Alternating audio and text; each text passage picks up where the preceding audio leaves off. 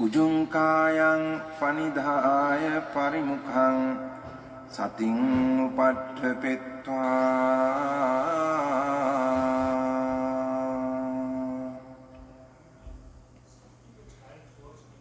so sato assa sati sato. 아까 졸음을 아는 마음을 알고 깨어날 수밖에 없다고 일치해서 말씀하시려다가 안 하신 거. 아니요, 그 숙제로 남겨두는 건데 해보시라고. 그 설명해도 몰라요. 본인이 직접 경험해 봐야만 알아요. 그래도 얘기해 주시면 힌트로 이렇게 하나를 놔주시면 저희가 2개, 3개 정도는 받아봅시다. 아, 그래요? 걸렸네. 걸렸어. 그 졸음이 왜 생긴다고 생각하세요? 그러니까 졸음이라는 게 이 또한 대상이잖아요. 그죠? 대상은 왜 생겨요? 네? 알라고 그거는 대상이라는 건 결국 마음 작용으로 인해서 생겨나요. 졸음 또한 마찬가지예요. 그냥 피곤해서 졸음이 온다. 이것도 뭐 틀린 말은 아니지만 구체적으로 좀 사실적으로 들어가자 그러면 졸음 또한 마음 작용으로 인해서 생기는 거란 말이에요. 그러니까 대상을 이 마음 작용, 아는 마음 쪽을 대상을 하면 어떻게 했어요? 마음 작용에서 계속해서 졸음이 생겨나고 졸음이 생겨나고 졸음이 생겨나는데 이 작용에 졸음이 생겨나는 그 작용에 브레이크가 딱 걸리면 어떻게 했어요? 깨어날 수밖에 없어요. 이치는 그래요. 근데 그게 잘 안 돼요. 잘 안 되는데 한번 해보세요. 그게 경험이 되면 재밌어요. 그게 경험이 되면. 자야 되는데요. 주무세요. 자야 되는데 뭐 없잖아요. 안 되죠. 주무세요. 주무신다고 뭐라 안 합니다. 주무세요. 작용이기 때문에 그 작용을 봐야 된다라고 하는 것이 저희가 졸음이나 통증은 수행을 하면서 이제 많이 일어나기 때문에 코칭을 해주실 때 사자나 스님 같은 경우도 졸음이 일어나면 졸음에 싸우거나 떨쳐내려고 하지 말고 그걸 놓아버리거나 또는 그 졸음을 안 자려고 하는 졸음을 싫어하는 마음을 봐라라고 하는 이런 부분하고도 유사. 그거하고 같은 맥락이라고 볼 수 있어요. 예, 그걸 봐도 졸음은 어쨌든 아직도 좀 힘겹더라고요. 그래서 저는 뭐 자세로 좀 교정을 하는 편인데. 그것도 괜찮아요. 그것도. 너무 졸리면 일어나서 경행하셔도 돼요. 근데 지금 이렇게 말씀드리는 거는 한번 해보시라고 하는 거예요. 본인이 직접 경험하면 알 수 있어요. 본인이 경험하면. 조금 비슷한 맥락이기도 한데, 그러나 그 우리 서산화 스님의 하는 법문 내용과는 조금 다른데, 또 제가 아비담마 이야기 잠깐 하면 다 아실 겁니다. 이 마음은 한순간 하나밖에 일어날 수 없다 하지만 서산화 스님은 아니다, 알 수 있다라고 하잖아요. 그래서 우리가 수행하는데 이제 그림돌이 5가지 장애가 있으니까 그죠. 예. 욕망이라든지 해태 원친 뜻 위에 의심이 있으니까. 그래서 감각지 욕망이라는 해태 원친 이게 이제 해태의 게으름이고 아니면 졸음이고 원침도 비슷한 맥락인데요. 결국 이제 이게 이제 알아차림 대사인데 그걸 알아차리면은 해태라는 그 마음작용 마음이 있고 원침이라는 게 있고 이걸 아는 마음이 생기면은 알아차림 마음, 이 아는 마음 자체가 이거보다 강하기 때문에 요걸 알아차림하면은 이건 저절로 자기가 고개 숙이게 있단 말입니다. 그래서 내가 하기 싫다 게으름이 온다든지 졸음이 온다든지 후회하는 마음이 생긴다 이러면은 또 그 알아차리면은 그 마음이 삭발한단 말입니다. 저는 그렇게 알고 그렇게 수행해 왔고 어느 정도는 제가 거기에 대해서 효과를 보고 왔는데 여기서 사사는 스님은 그게 아니다. 책의 이야기고 마음은 한순간에 하나만 나는 게 아니다. 그건 또 다른 제가 알기는 이미 성장화된 그분들을 깨달은 분들은 부처님만이 그렇지 그게 한숨은 아니지 우리가 일반적으로 지금 수행하는 분들은 아니다. 그리고 이 수행에서는 수행하는 데 있어서는 한순간에 많은 마음을 알 수가 있다, 아는 게 좋다라고 하더라고요. 그래서 제가 이제 그 생각을 접어버리고, 저도 이제 그걸 안 하거든요. 오장애가 일어날 때 그 생각 안 하고 있으니까 안 나면 그냥 삿띠만 하는 거지. 그렇게 하셨던 방법도 나쁘진 않은데요. 근데 이 오장애라는 게 본인이 어떻게 해결할 수 있는 방법은 아니에요. 감각적 욕망이나 뭐 해태, 혼침, 들뜸, 후회, 의심 이런 게 본인이 우선에 흉내는 낼 수는 있어요. 감각적 욕망이 일어나면 그걸 거부해서 이렇게 빠져나올 수는 있잖아요. 아, 이러면 안 되지, 이러면 안 되지, 이렇게 하지 말라고 그랬죠 해서 빠져나올 수 있는 방법은 있어요. 근데 그건 힘이 약해요. 처음엔 그렇게 하셔도 되지만 결국 이 오장애라는 것도 지혜가 해결하는 거지. 그러니까 알아차림의 가속도가 해결해 주는 거지. 이걸 따로 내가 어떻게 이걸 뭔가 물리적으로 마음을 어떻게 힘을 써서 하는 거는 힘이 약합니다. 결국 그래서 사띠의 가속도 요것만 나게 되면, 사띠의 가속도가 나면 얘들이 들어올 틈이 없어요. 얘들이. 그래서 계속해서 알아차림의 그 가속도가 중요하다고 말씀드리는 겁니다.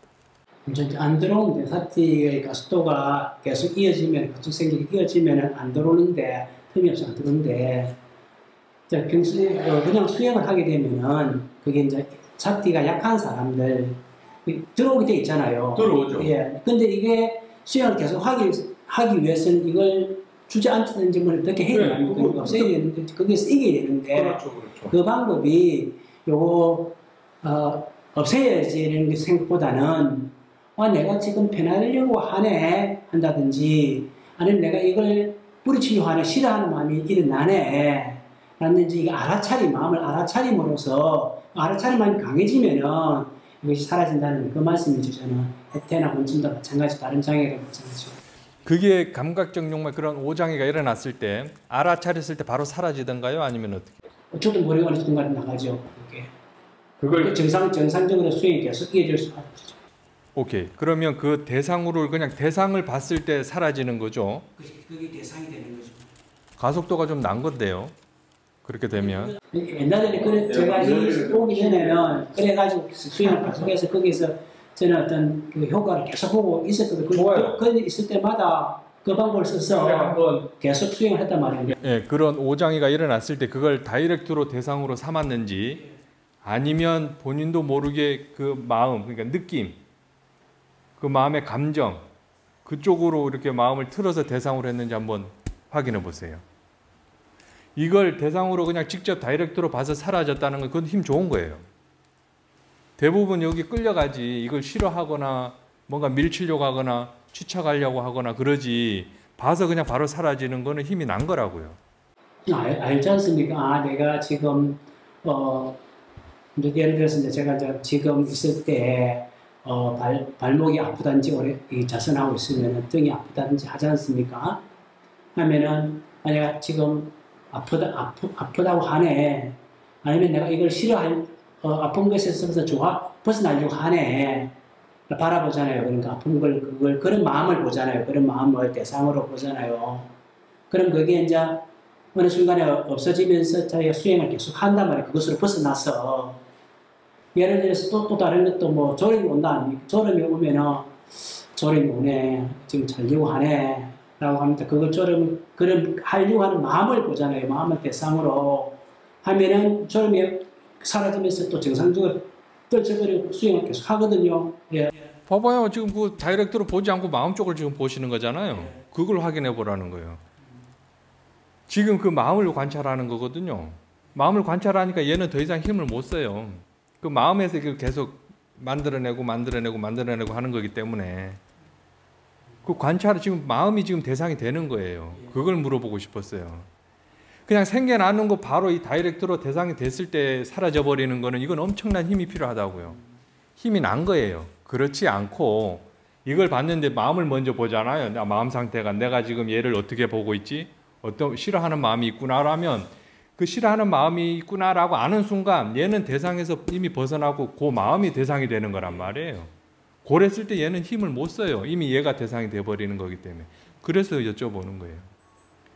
그래서 벗어나서 수영. 네, 다시 하시는 거예요. 잘하고 계세요. 여기서 하라는 것은 바로 그거 아닙니까? 그렇죠. 마음 작용을 바라. 예, 마음 작용을 보는 거지. 마음 작용을 보고 어느 정도 이 대상과 마음에 대해서 이해가 생기면 그때는 생겨났다고 이미 알아버리니까 알아버렸어요. 이미 이해가 있다고요. 그 이해로 봤을 때 얘는 더 이상 힘을 못 써요. 굳이 마음 안 봐도 상관이 없단 말이에요. 이미 이해가 있기 때문에. 그 다음 단계인 거예요. 그래서 힘이 있다는 거예요. 이걸 바로 봤을 때 사라져 버리는 거는 이미 이해가 있는 상태에서 보는 거기 때문에 지견 알고 본단 말이에요. 알고 보는 거라 힘이 엄청난 거라고요. 근데 이게 힘이 아직 없을 때는 그 마음을 먼저 봐야 돼요. 그 마음을 보고 얘가 어떻게 변하는가 또 같이 봐야 된단 말이에요. 대상과 마음이 어떤 연관 관계가 있길래 마음이 대상이 됐을 때 그전 전에 있었던 그 대상은 왜 힘이 약해질까 이런 걸 전반적으로 이해를 해가는 거란 말이에요. 수행이. 그랬을 때 대상과 마음에 대해서 이해가 되면 자유로워져요. 벗어난다고요. 근데 이미 벗어나 있었다라는 사실을 알게 돼요. 이미 벗어나 있었어요. 이미 깨달아져 있었다. 깨달아져 있었다 그러면 좀 표현이 안 되고 그냥 이미 벗어나 있었다. 그렇게는 표현할 수 있겠네요. 그 사실을 모를 뿐이에요. 수행의 순서로는 말씀 주셨듯이 마음작용을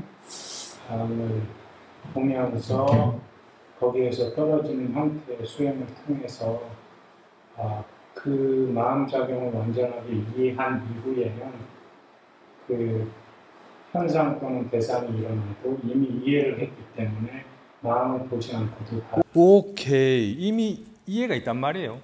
그 냐냐다사나. 그렇게 바로 알아. 그렇죠. 바로 보는 거예요. 이미.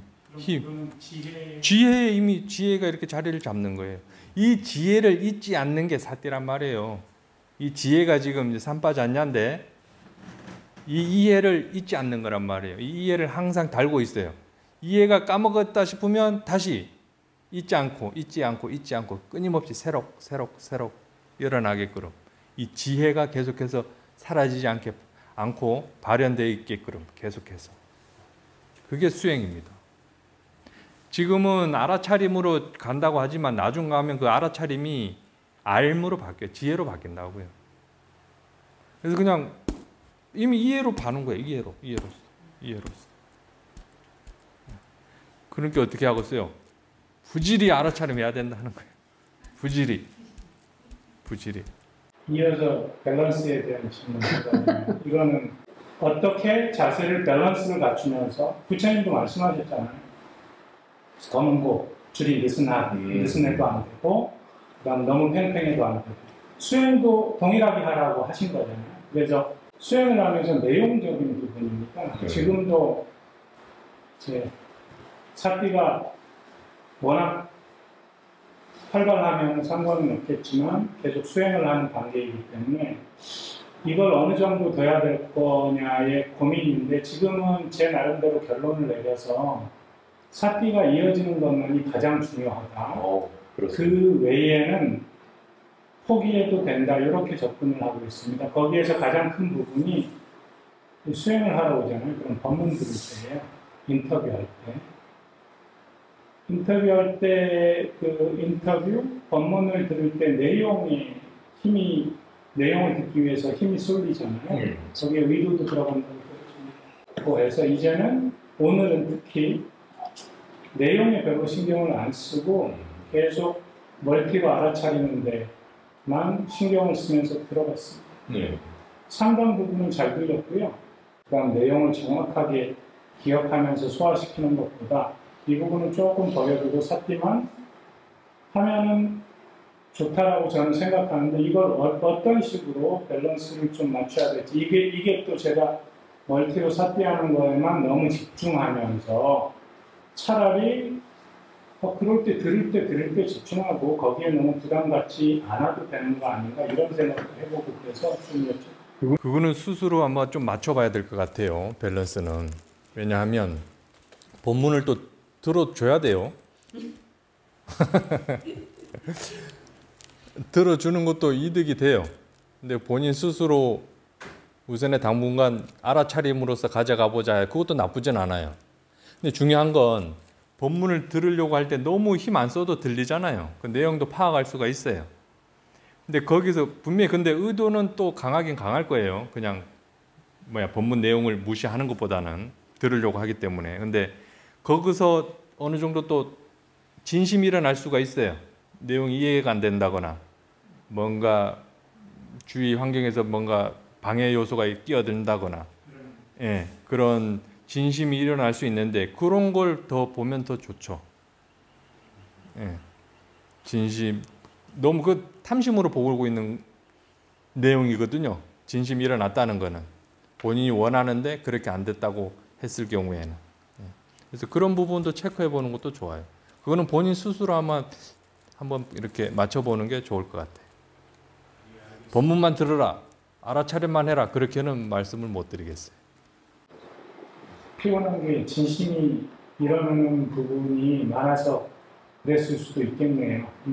오히려 그걸 보면서 제 마음에서 번뇌가 일어나는지를 한번 봐보는 것도 훨씬 도움이 될 겁니다. 그 번뇌를 바라보는 게. 그럼 지금 강의사님하고 연결해서 말하는데 만약에 스님 본문을 하면 집중해서 들어야 될 게 있잖아요.